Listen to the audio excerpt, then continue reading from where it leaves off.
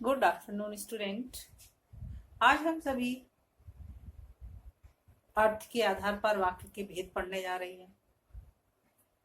इस पाठ में हम ये समझेंगे कि हिंदी में वाक्य किस तरह से बनाए जाते हैं, क्योंकि हिंदी में वाक्य बनाने का तरीका होता है पहले कर्ता, फिर कर्म और फिर क्रिया, और क्रिया हमेशा कर्ता के अनुसार ही लगी हुई होती है। जितने भी वाक्य बनते हैं उसमें कर्ता के अनुसार ही क्रिया लगी हुई होती है। यदि कभी वाच्य परिवर्तन करना होता है तो भले ही क्रिया को दूसरी तरह से लगाया जाए, लेकिन बाकी सभी वाक्यों में कर्ता के अनुसार ही क्रिया लगी हुई है। इसलिए वाक्य बनाने के लिए हमें किन किन बातों पर ध्यान देना चाहिए और वाक्य बनाने क्यों आवश्यक है, क्योंकि मनुष्य एक सामाजिक प्राणी है। इस समाज में रह करके वह अपने भावों और विचारों का आदान प्रदान करता है। यदि वह बोलेगा नहीं, किसी से कुछ कहेगा नहीं, तो उसकी बात को कौन समझ पाएगा। इसके लिए हम भाषा का सहारा लेते हैं, अपनी बात वाक्यों में कहते हैं। वाक्यों से शब्दों से वाक्य हमेशा शब्दों से बनता है और शब्द वर्णों से बनते हैं। जब शब्द वाक्य में प्रयुक्त हो जाती हैं तो वो पद कहलाती है। वाक्य एक पद का भी हो सकता है और वाक्य अनेक पद के भी हो सकती है। एक सेंटेंस और उसके साथ जुड़े हुए अन्य भी सेंटेंस, जैसे आओ एक ही शब्द हो गया, लेकिन दुकान के अंदर आओ तो इसमें बहुत सारे पद लगे हुए हैं। वाक्य पदों का वह व्यवस्थित समूह है जिसमें पूर्ण अर्थ देने की शक्ति होती है। वाक्य यदि पूरा अर्थ स्पष्ट नहीं कर पा रहा है तो फिर वाक्य बेकार है। इसलिए वाक्य पूरी तरह अर्थ स्पष्ट करता है। अर्थात एक तरह से हम समझें तो वाक्य की परिभाषा है भावों और विचारों को प्रकट करने वाले सार्थक व्यवस्थित शब्द समूह को वाक्य कहा जाता है। किसी भी वाक्य में निम्नलिखित गुणों का होना अति आवश्यक है। यदि ये गुण उसके अंदर नहीं होंगे तो वाक्य सार्थक नहीं बनता है। जैसे 1 पॉइंट है इसमें, वाक्य में प्रयोग किए गए शब्द या पद अर्थवान होने चाहिए, अर्थात सार्थक शब्द होने चाहिए, निरर्थक शब्द नहीं होने चाहिए। यदि सार्थक शब्द होंगे तो ही वाक्य अच्छी तरह से बनेगा, और यदि हमने निरर्थक शब्दों का प्रयोग किया तब भी वाक्य अर्थ स्पष्ट नहीं करेगा। दूसरा नियम है इसका, वाक्य में प्रयुक्त सभी शब्द व्याकरणिक नियमों के अनुसार सही क्रम में प्रयोग किए गए। सही क्रम, जैसे हमने आपको बताया कि सही क्रम क्या है वाक्य बनाने का। सही क्रम है पहले कर्ता, फिर कर्म और फिर उसके बाद क्रिया। यदि इस क्रम में वाक्य बना हुआ होगा तो अर्थ जल्दी स्पष्ट हो जाएगा। तीसरा इसका नियम है, वाक्य अपने आप में पूर्ण और स्वतंत्र होना चाहिए। ऐसा नहीं कि वाक्य अधूरा हो। यदि वाक्य अधूरा होगा तो उसको पूरा करने के लिए अन्य और भी हमें शब्द या वाक्य बोलने पड़ेंगे, तब उस वाक्य का अर्थ स्पष्ट होता है। इसलिए वाक्य पूरा, पूर्ण और स्वतंत्र होना चाहिए। नेक्स्ट इसका पॉइंट है, वाक्य भाव या विचार को पूर्णता व्यक्त करने में सक्षम होना चाहिए। उस वाक्य को, जैसे आपने कहा वाक्य बनाने का जो तरीका होता है, एक तो होता है रचना के आधार पर वाक्य के भेद, दूसरे होता है अर्थ के आधार पर वाक्य के भेद। रचना के आधार पर वाक्य के भेद होते हैं, उसमें एक सरल वाक्य, दूसरा संयुक्त वाक्य, तीसरा मिश्रित वाक्य, मिश्र वाक्य होता है।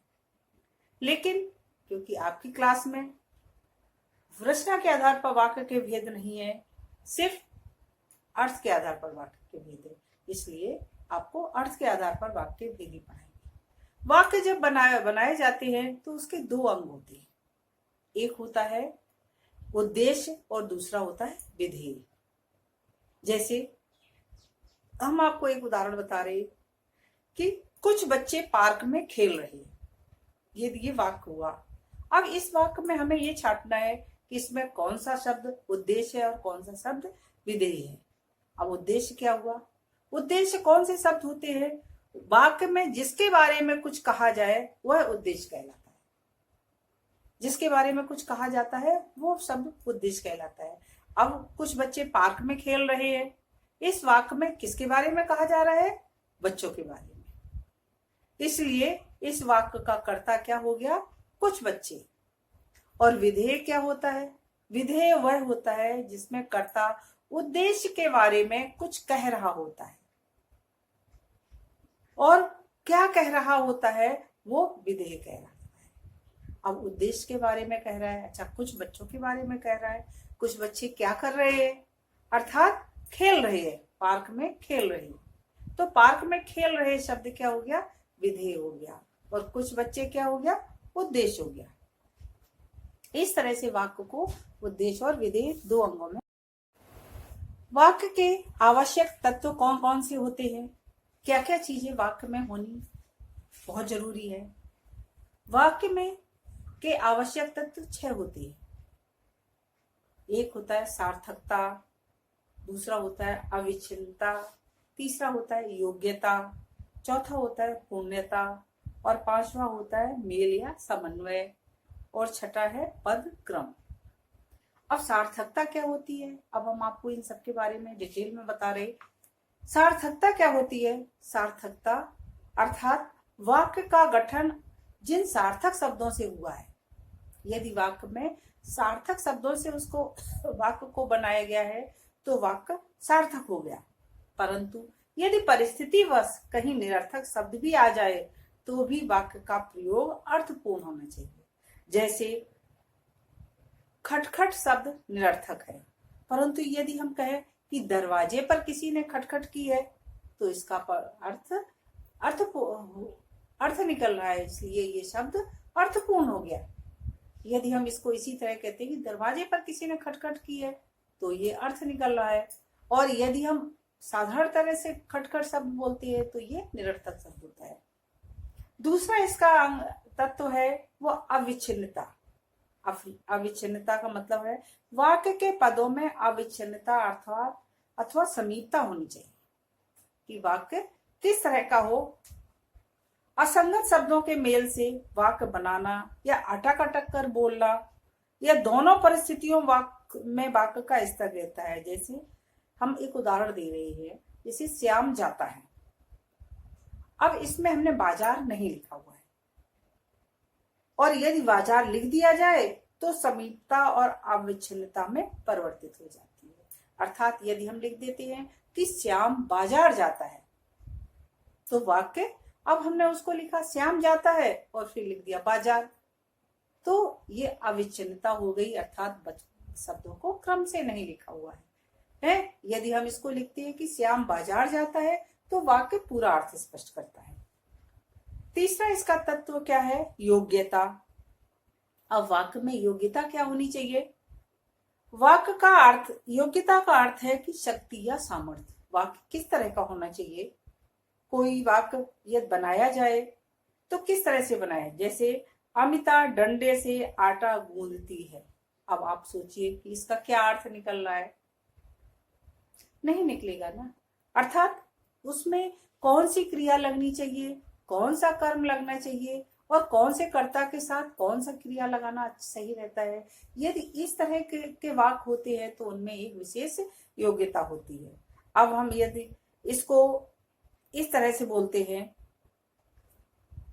डंडे से आटा गूंदने की योग्यता नहीं है, इसलिए वाक्य रचना करते समय कर्ता की योग्यता के अनुसार क्रिया का विन्यास नहीं किया गया। अर्थात डंडे से आटा नहीं गूंदती है, बल्कि यदि हम उसको कहते हैं कि अमिता आटा गूंदती है तो वाक्य सही बनता है।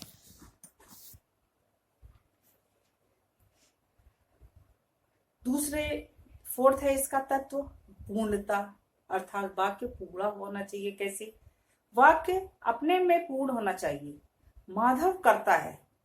अब यदि हम वाक्य को इस तरह से बोले कि माधव करता है तो क्या करता है? वाक्य अधूरा रह गया। इसलिए हमें ये पता करना पड़ेगा कि आखिर माधव क्या करता है या सोता है। कौन सोता है? ये इतना ही वाक्य गए। इसलिए ये सब जानने के लिए हमें कहना होगा कि माधव स्कूल से मिला हिंदी का गृह कार्य करता है। अब हम ये कहें कि माधव गृह कार्य कर रहा है तो वाक्य पूरा हो गया। अब सोता है अकेला शब्द था। यदि हम ये कह दें अमन सोता है तो वाक्य पूरा हो गया। अब यदि हमने खाएगी अकेला बोल दिया तो वाक्य है ही नहीं। और यदि हम कहेंगे राधा सेब खाएगी तो वाक्य पूरा हो गया। मेल या समन्वय वाक्य में हमेशा लिंग, वचन, काल और कारक और क्रिया के साथ उसका समन्वय होना अति आवश्यक है। यदि लिंग, वचन, कारक के अनुसार क्रिया नहीं लगी हुई होगी या काल के अनुसार क्रिया नहीं लगी हुई होगी तो भी वाक्य पूरा नहीं हो पाता है और वाक्य निरर्थक हो जाता है और भ्रमपूर्ण हो जाता है, वो समझ में नहीं आता है। पदक्रम क्या होना चाहिए, जैसे हमने आपको बताया व्याकरण में कर्ता, कर्म और क्रिया, और इसी तरह हमें पदक्रम क्या होना चाहिए व्याकरण में। वाक्य में व्याकरण के अनुसार पदों का पदक्रम इस तरह से होना चाहिए, जैसे अजय बाजार जाता है, उसकी जगह यदि हम पदक्रम लिख दें है जाता बाजार अजय तो कोई अर्थ नहीं निकल रहा है।